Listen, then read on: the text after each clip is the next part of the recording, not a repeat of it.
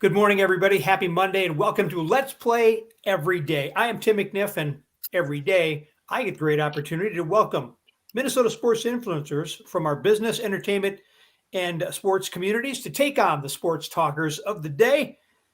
And let me just be upfront, this one's going to be very Minnesota Vikings heavy. Let's Play Every Day is sponsored by our good friends at Northern Lids. For the finest in custom patch caps and knit hats, just head to northernlids.com and feast your eyes on the treasures created by the one and only Nick Gross. Again, that is northernlids.com. Let's meet our distinguished list of panelists. Fresh off his tailgating extravaganza, Darrell Thompson appears to be in one piece. We're going to get the details, well, at least some of them, in a moment. But Darrell is a former Gopher, former Packer, and current BMOC at Boulder Options. Tanishka Mhaskar is a student at Case Western University who also covers the Minnesota Vikings for zone coverage and Climb the Pocket, and the Minnesota Wild for Hockey Wilderness. We're hoping that, unlike last Friday, Tanishka doesn't do any disappearing acts during today's show.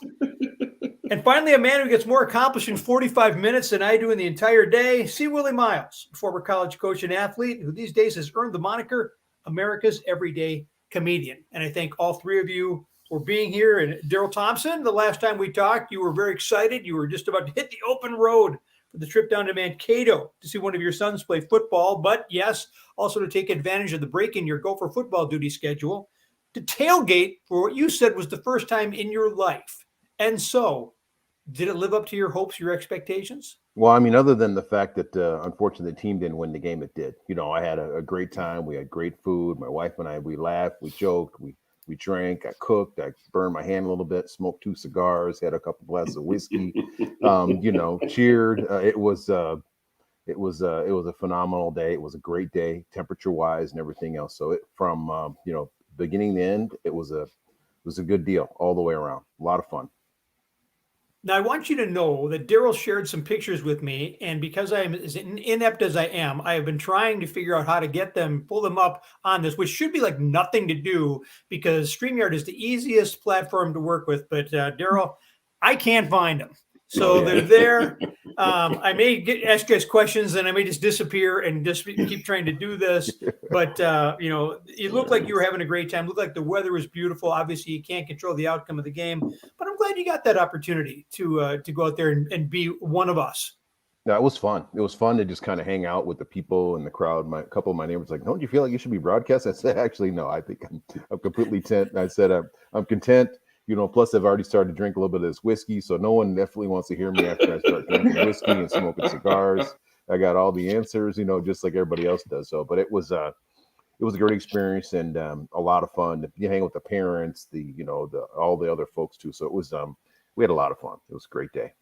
A couple of Fridays ago, I was just a little bit regaling Tanishka and Alexis Pearson about what it was like to be a teenager in the late 1970s and the early 80s when you could go out to Met Sports Center and you could drive in for free in the parking lot there and just you didn't have to go into the game. You know what I mean? You just stay there the whole time. If it was a Twins game or a Kicks game, you probably didn't go into the game. But if it was a North Stars game, it was a ticket. If you had a ticket, you went in. If you didn't, there's as many people in the parking lot just out there the entire time just listening to the game on the radio, and it was fabulous.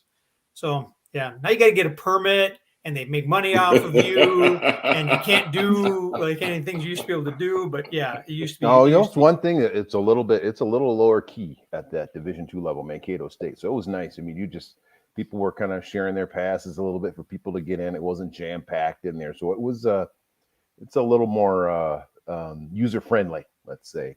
So we had a great time. We had a great time. I'm glad you had that experience. All right, let's get to the football, folks. Here we go. For 3.5 or 3 3/4 quarters yesterday, well, the Minnesota Vikings and the Detroit Lions did their absolute best to bore us to death. The last 5 minutes, anything but that. They weren't pretty, but they were definitely interesting. As you know by now, the Vikings escaped the Lions with the last-second 19-17 win. I want to start by just getting your reaction to that game yesterday. If you could just give me your gut reaction to it, put it in perspective, and if we could, Tanishka, lead us off. That was one of the ugliest wins I've seen. I just didn't feel good even after that. It was awful. that second half offense just made me so mad. And it was honestly almost poetic that they kept running the ball and it kind of bit them in the back when Madison fumbled at the very end. But nothing yesterday proved to me that this team can do anything against the actual good teams. Yeah, I get it. The Ravens also beat the Lions by a last-second super long field goal, but I don't even know. I felt awful after yesterday. I'm glad we won, I guess. Winning ugly is better than losing pretty. Yeah, Tanishka, if you don't mind me asking, how old are you? 18. Okay, you're 18 years old. You are such a scarred Vikings fan. You're well beyond your years. I'm just listening to you. I've been listening to the same stuff for 30, 40 years. Willi? I'm with Tanishka on this one, man. I mean, look, it's like we discussed last week. After when I watched that game and I watched the coach and I watched, the quarterback goes over there. I don't like to say his name. When they ran over there like they've done something, you've done nothing. Mm-hmm. You escaped a game that you should run it, just shake hands, like we said before. Like after this game, you walk across the field, shake the other team's hand, say, "Hey, that was a good fought battle. Wow, sorry we had to win this way, but that's how it goes." And go down in the locker room and just count your blessings that you didn't poop your pants right in front of all your fans at home. There was no way that game should have been that close. It just shouldn't have been that close. And I get it. They're an NFL team, and they got to play you tough. It's a divisional game, but that was a squeaky out win at home that it shouldn't have been. It should have been a better fought game than that. Yes. DT. I'm going to push back on both you guys. It's really, really difficult to win in the NFL. And you're talking about an 0-4 team that's going to go to 0-5, and they've got a new coach. They brought Chris Spielman back. They got I think they got Barry Sanders consulting. They need him on the field, but he's not probably going to be able to help them very much. But I'm telling you, it is really someone that's that far in the hole is pretty much desperate. Guys are playing for their lives. They're playing for their livelihood. It's hard to build up momentum, and they had a little bit of momentum there when they scored that touchdown at the end of the game to go ahead and for the Vikings to pull out a victory. I feel like if that had been Tom Brady or if that had been Aaron Rodgers, roll down there, score a touchdown at the end of the game, they go, "Hey, what do you think? Hey, roll the tape. No big deal. This is what we do." That's what Aaron Rodgers said. He rolled the tape. It's what I do, bro. So I mean, it's a different feel. So I'm and I'm just like a comfortable Viking fan. When it's convenient, I'll be a Viking fan. When it's not, I'm like, gosh darn it, man, I wish those guys would pull it together. I'll go back to my old squad. We seem to be doing a little bit better. So, I mean, I'm just a win is important, and they're really hard to come by because you need them for momentum. You need them for all the different components. So, I mean, I'm totally cool, man. You get a win, take it. So when Detroit's DeAndre Swift scored from 7 yards out late in the game, I looked at my wife and I said, 37 seconds left on the clock. They left way too much time for Kirk Cousins. Now, I wish I could say that she was impressed, but she never looked up from her phone or even seemed to acknowledge me. So I'm still going to say I made a call. Tanishka, did you give the Vikings a chance after Detroit added the 2-point conversion, or did you think at that point that they were dead in the water? Honestly, in a way, I was just really excited for the final drive because I knew that even if we won or if we lost, it's going to be an entertaining final drive. It's kind of how it is with the Vikings in those situations. But I realized that they actually started throwing again, and Adam Thielen had 40 yards just on that final drive. So the throw was passing the ball. It was there all game. People were open all game, but they just 32 carries to Madison was kind of insane. So if they had kept throwing a little more in the second half, I'm sure that they wouldn't even have needed that final drive. So I wasn't surprised when it worked, but I was happy for Joseph when he did hit the field goal because that must have felt good for him. But I didn't think they deserved that win at all, and I wouldn't have minded if they lost. Jeez, I would have minded. I was over it. If they For lost, the mood I of the just wanted the city. chaos. You're, I mean, 18 years. Look what the Vikings have done to you. You're just a Nothing. baby. Man, you guys Oh. got to follow her on Twitter, man, during the game. She's hilarious. Oh my God. They were done. I looked at that. I was like, oh my God. So Willie, here we go again. but there you are. You're Yeah. texting me yesterday. You said the same thing. That's too much time for Kirk. Watch this. He's going to dagger him. That is not what I said. The captain. Don't mess with the captain. He took him down the field, put him in position to score. They kicked the field goal. The rest is history, as they say in the business. And even went up to him afterwards and gave him the, you like that. He's a top 15 quarterback, right? See, Willie? Exactly. That's what he is. He's a top 15 quarterback. Exactly. I'll take it. We'll take. I'll tell you what. He made some throws yesterday on the run. He can throw the football. Willie, I don't know about his mental makeup, but he is a thrower of the football. He can throw the football. Yeah, he can. I mean, I don't think you can be in the NFL if you can't throw it. I mean, the problem that I have with this cat is that I just don't look. I'm all about capitalism. He just ain't worth the money. Mhm. That's all I'm saying. I don't think he deserves that. You need to put the numbers he get are garbage numbers. You know what I mean? At the end of the game, he's just dumping it off, getting 5, 6, 7 yards here and there, and he ain't throwing first downs and throwing it down the field. I mean, you got a wide receiver that's open practically every time he goes down, and he had time yesterday. But again, my problem with him, I think he's overrated for the amount of money that he makes, and that's all I'm saying. I got you. And I can't get past that. A lot of people can't. Hey, you got to. But that's modern football. I mean, you're not going to. You got to have a guy. You got to have a trigger man. So you got to ride or die with him, Willie. That's what the young kids say: ride or die, right? Ride or die. We're riding with him. Young people. That's what I said. My wife nickname is Ride or Die. We've been together over 30 years, brother. That's ride or die right there. That's. Well, you better get with the captain. No. He's. DT Madison proved his worth again yesterday. As Tanishka talked about, he got a lot of work yesterday. He rushed for 125 yards, added 40 more, and 7 catches and a touchdown. But that carry at the end of the game, and you've been there, and you've talked to me before about being at the bottom of the pile when the big guys start grabbing for the ball. It's a difficult thing. But in the last 2 minutes, got to have both arms on the ball, doesn't he?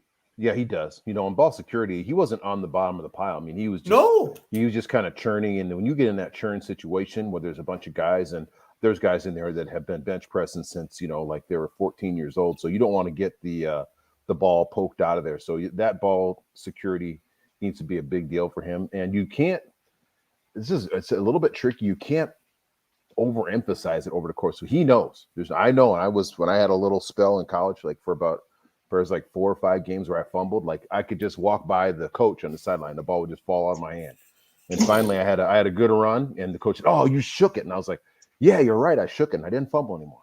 But sometimes you just feel like you're going to fumble, like no matter what. So you can't just be like, "Hey, Tim, don't fumble. Make ball security high and tight, 3 points of pressure, 2 hands on the ball." All these things. You got to be like, "Hey, you know what? You got to do a better job with ball security.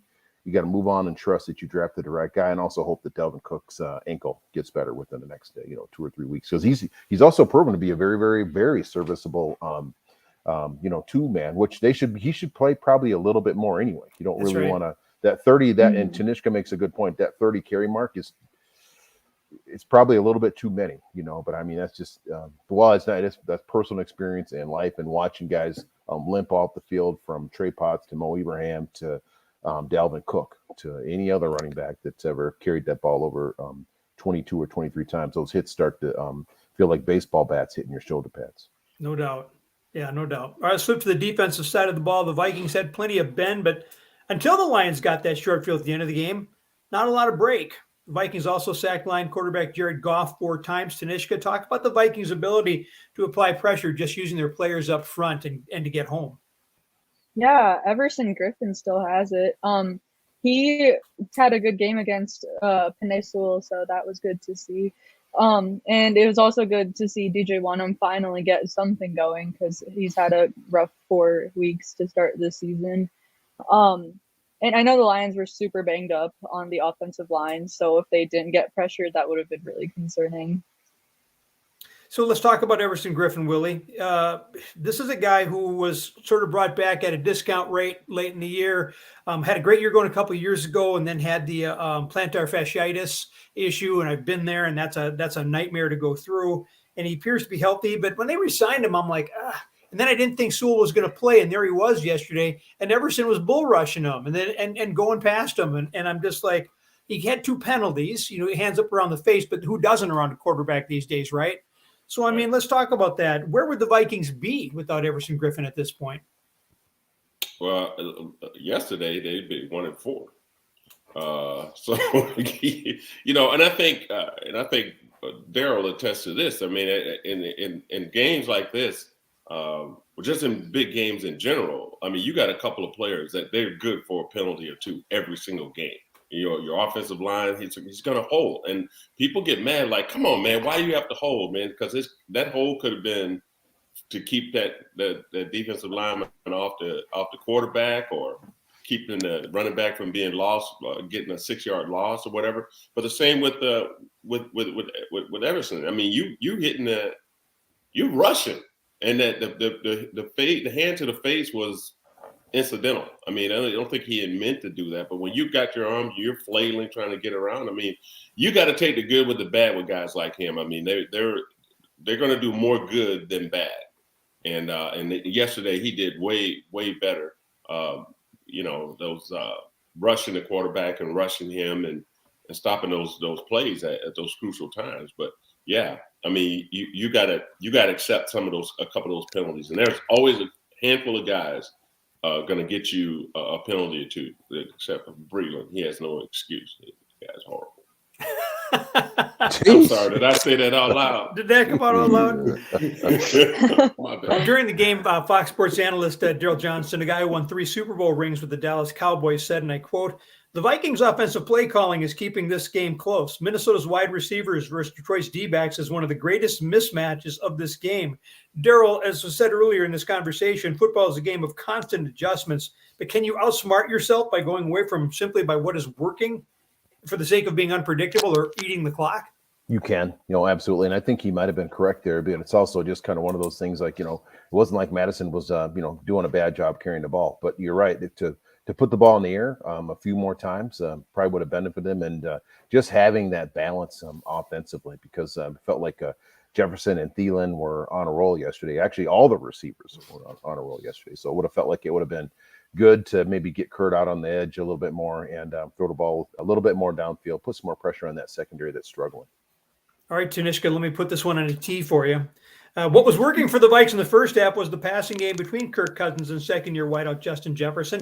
Jefferson had 5 catches for 104 yards by intermission, yet finished with just 124 yards on 7 catches, targeted just 8 times. Tanishka, this kid is so good. How could the Vikings just stop throwing him the ball? I love that you asked me this question because he's my absolute favorite. Yeah, he is. But I felt like he was open all game. Every time Kirk checked down to Madison, it felt like Jefferson was almost coming open, or if he just waited a little bit more. And it's not like there was a whole lot of pressure yesterday anyway. So I don't know, 8 targets against that Lions defense is just unacceptable, especially when your offense stalled so much in the second half. Just give him a chance. I don't get why they would. He's your best playmaker, especially when Dalvin Cook is out. And he's arguably your best playmaker even with Cook healthy. But I think that he needs to average 10 targets a game. And he's almost always open. So they just need to throw it up to him. Every 3rd and long, Kirk was just lobbing it to him and it was working. So I don't know why you would stop.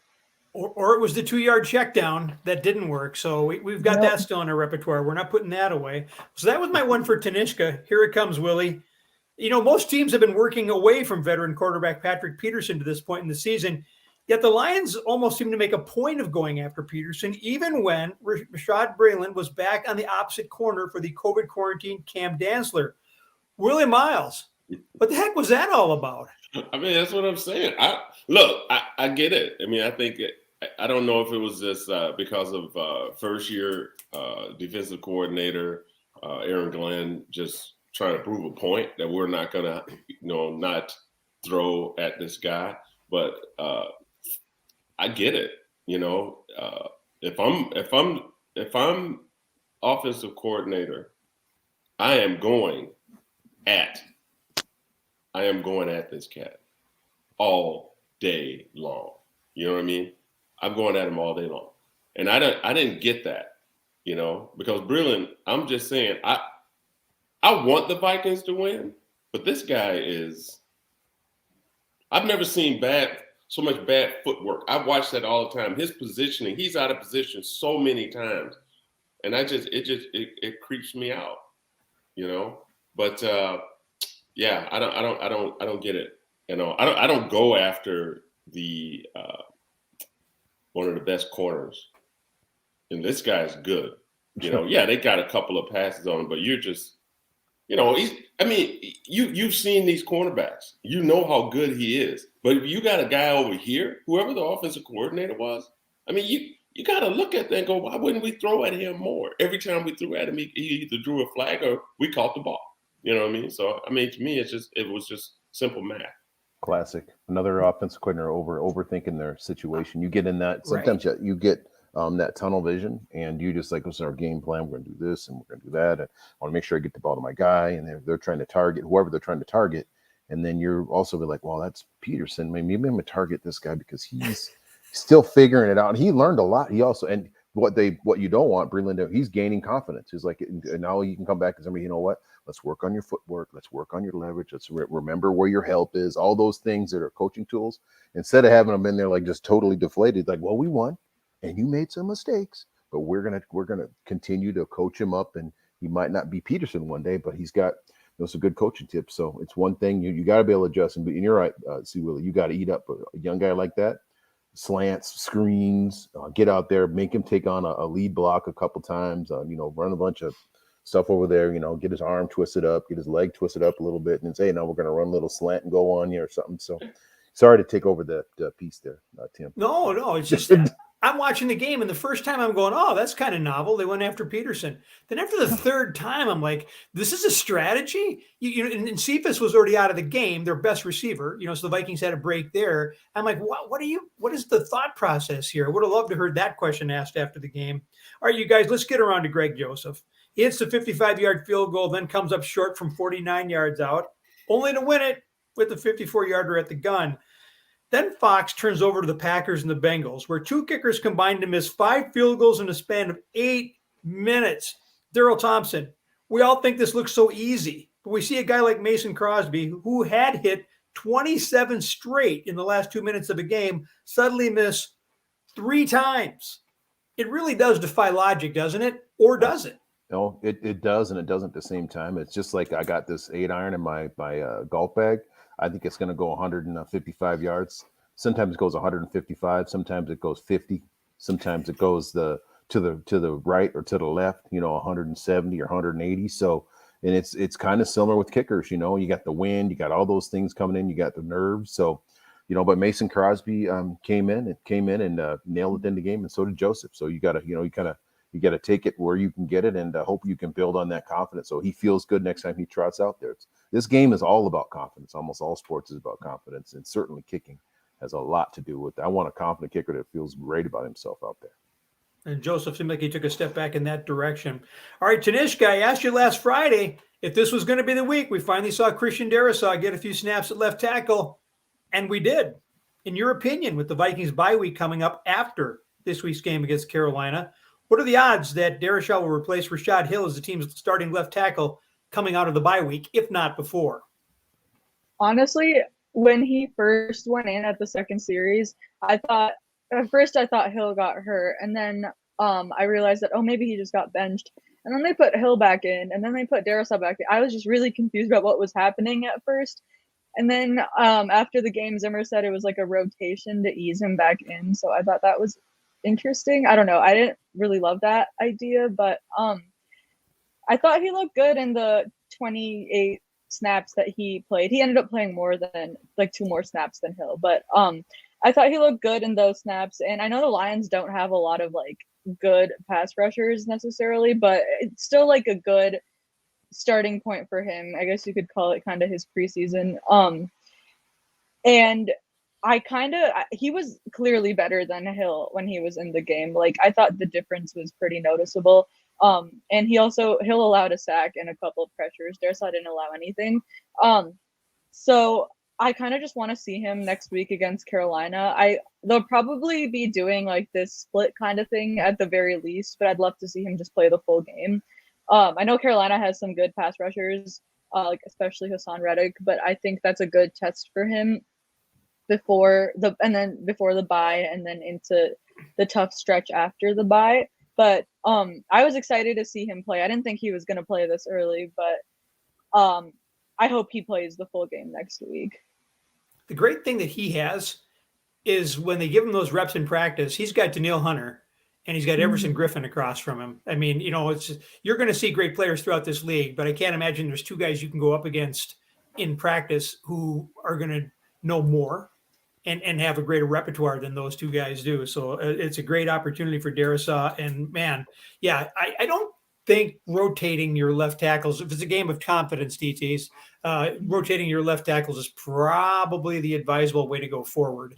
Well, I think I think if you're trying to get a guy comfort, and he's got to get his pad level down just a little bit more, but I thought he did well. I didn't zero in on him, but I thought he did well. I mean, he got a little bit kind of high and got tipped back a couple, but that happens. That happens to all pros. So I mean, I think he accorded himself well, and I would say if he played half the game next week, if he played 3/4 of the game, I'd be like, okay, let's keep him.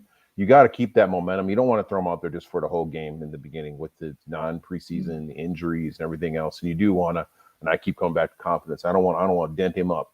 So in a year or two, yeah, fine, toss him out there the whole game and let him deal with it. But he needs to have 3 or 4 games of just kind of getting his feet wet because he did not go through preseason and he is a rookie. And Willie, come on, Kirk Cousins gets a little confidence, so knows his blind side is taken care of. Woof, he's going to start earning that money then, right? Oh boy. No, he said that man's got the best contract in the NFL, man. He's all he could do whatever he wants. All he needs to do is say, "Hey, my bad." And this is like he's got that Joe Mauer money. He does indeed. Tanishka, what's your angle on the Vikings piece for zone coverage? I'm probably just going to focus on Carolina this week. They might be a worse team than we initially thought after that first 3-game stretch. But I think that should be a really, really good game on the road. Should be competitive. Willi Myles, you're coming off a successful stint in Faribault. What else is on your docket? Oh man, I'm going to take a few days off now because I've had 2 weeks of. In the last 2 weeks, I think I've done 3-4 shows. So I think I need to take some time off and go on a little getaway. I'm not going to do any tailgating, but brother got to go and relax a little bit. So I'm going to take my wife. You work like 5 hours. You said I worked like 3, 4, 5. You work 45 minutes a day. You worked like 4 or 5 hours. Well, come on. I know that's kind of like my moniker, but at the end of the day, you have to understand I do theater shows, so those are 100 minutes. I'm up there for 100 minutes, man. Oh. So I do a straight show for about 100 minutes, my theater shows. But so I'm exhausted, so I got to go take some time and replenish. So I'm going to take my wife somewhere for a few days, somewhere nice. And then I'm coming back, and I got another theater show down in New Ulm, Minnesota at the State Street Theater, one of my favorite theaters that I've been looking forward to working. I've never worked. So I'm going down to New Ulm in the 29th of October this month. So I need a few days off to recoup. You deserve it. He's earned it, DT. Yes, exactly. What do you got happening, Darrell? We got a Twin Cities Brewery over in St. Paul. We got a little event coming up in about a week for mentors, for fun, just to kind of raise awareness for our organization. We got through our annual dinner, and this is just a time for people to get together, have fun, think about being a mentor with the organization, and I'll even buy you a beer if you come over there. No whiskey, but I'll buy you a beer. When is that happening?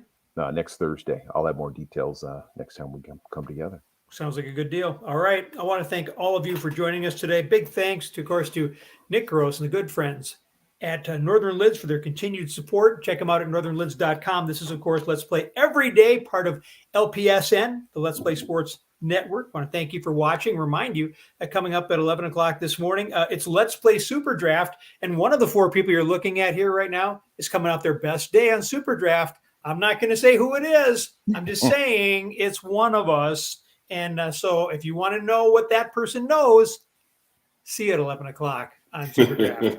All right. Thank you, guys. You're all the best. Thank you for watching or listening. Have a great day and hope to see you right back here tomorrow on Let's Play Every Day.